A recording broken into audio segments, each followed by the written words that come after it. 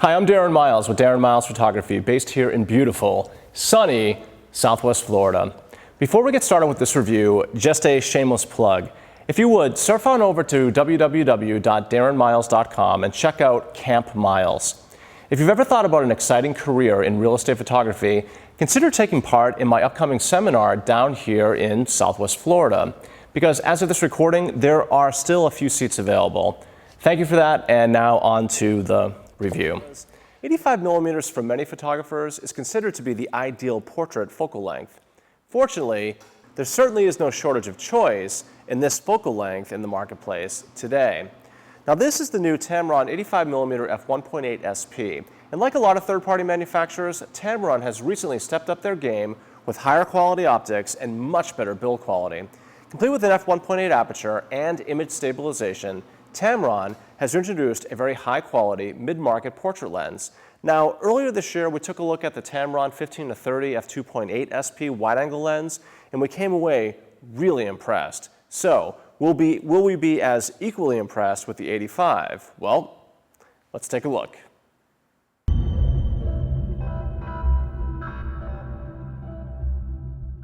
So first up is the build, and unlike most of the other f1.8 offerings available in the marketplace, this one is built extremely well and seems to be aimed at professionals rather than hobbyists or consumers.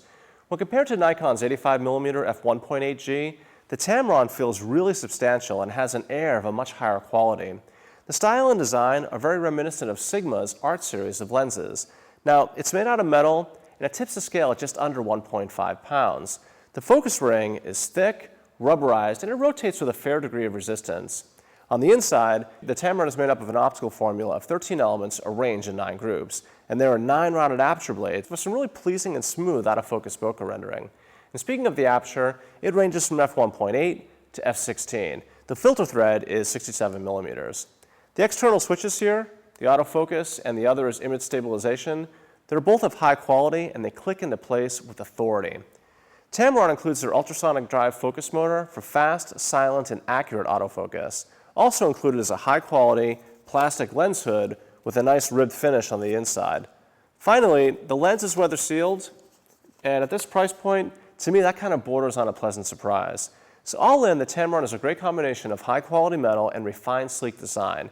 There really isn't a whole lot to fault here, so for build quality, the Tamron gets a solid 9.5 out of 10. So next up is autofocus speed and accuracy. Tamron has included their ultrasonic drive motor, which, based on our previous experience with the 15-30, well, it really impressed us with its focus speed and accuracy. Now, much like shooting landscapes or architecture, fast focus speed with a portrait lens like an 85mm, it's a really nice feature, but it isn't going to be a deal breaker if the lens doesn't have it. But what I can tell you is that I've used the Tamron now in a variety of situations over the last 3, actually almost 4 weeks, and I'm really impressed with its focus speed and accuracy in all kinds of lighting conditions. I find that I'm nailing focus pretty much all the time, and my confidence level with this lens's ability to get the shot, especially when I'm shooting and I'm at an event in less than ideal lighting conditions, my confidence level is very high. But let me just demo the focus speed really quick. What I'm going to do is I'm going to shoot around the room, and the beep is on, and you can hear just how fast the Tamron is at acquiring focus. So here goes. Far away, right there, and close.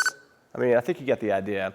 Focus is really fast, really accurate, and almost perfect. And I say almost because there were a few situations in low light where the lens would in fact hunt just a little bit, but that's just about it. It was a truly excellent performance. So for AF speed and accuracy, the Tamron gets a 9.5 out of 10. So next up is optical quality and the quality of the results. My family and I actually had the opportunity to go to Washington, D.C. for a week in July, and I took the Tamron with me. And like any major city, Washington, D.C. is a target-rich environment, especially for photographers. Moreover, the city gave me the opportunity to do some really cool things, both at night and during the day, with the lens. For example, I made some really interesting stitched panoramas, in addition to some portraits of my family.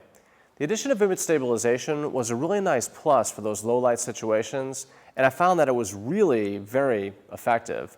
I've also used the Tamron in professional portrait sessions as well with some really great results. Now on the downside, the lens does suffer from some vignetting, but like nearly every lens that does that these days, well, it's an easy fix in post, be it Lightroom or Capture One, whatever.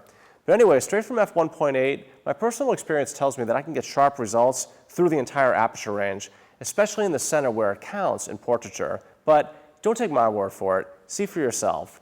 Just like all of my reviews, the next minute or two will be a series of stills and video clips taken with a Tamron 85mm f1.8 SP lens. And speaking for myself, if you are a professional portrait photographer, I wouldn't hesitate to pick up a copy of one of these, as this lens has the potential to make you a lot of money.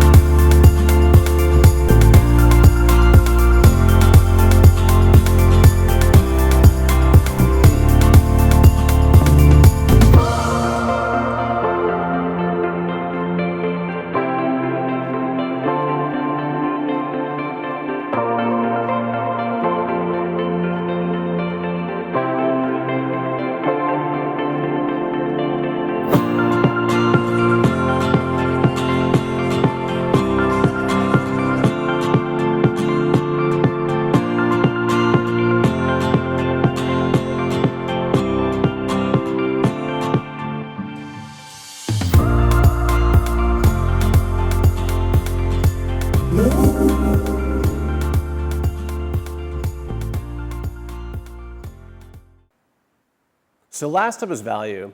And I think it's safe to say that even though the Tamron is not the most economical f1.8 offering out there, it does have some unique features. Namely, it has excellent build quality and image stabilization, in addition to great optics. Now granted, at $749, you have to ask yourself if those additional features mean much to you. If they do, then go ahead and get this lens, because frankly, you are not going to be disappointed. Now, if all you care about is optical quality, then there are certainly more economical options available in the marketplace, specifically the Nikon 85mm f1.8G, which in and of itself is an optically excellent lens. Now, given that I work a lot in the inclement weather down here in Florida, specifically rain, the idea of weather sealing has a lot of appeal for me personally, and image stabilization is a nice plus as well. When you add it all up, there really are enough upgraded features here to justify the lens's price point. So for value, the Tamron gets a 9 out of 10. So to wrap up this review, we gave the Tamron 85mm f1.8 SP a 47.5 out of 50 and our highly recommended rating. The final word. If you are a professional photographer who makes his or her living shooting portraiture, then the Tamron 85mm f1.8 SP is certainly a worthy addition to your arsenal of lenses.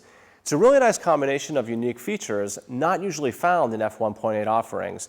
It has great build quality, excellent optical quality, and image stabilization. It's just an all-around great value.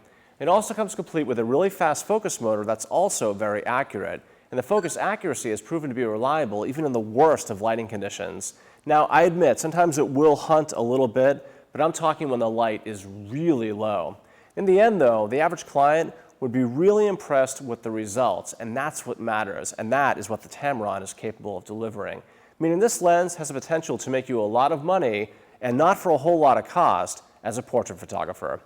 I'm Darren Miles, with Darren Miles Photography, based here in beautiful, sunny Southwest Florida. If you like these reviews, please don't forget to subscribe. Thank you so much for watching, and until the next time, happy shooting.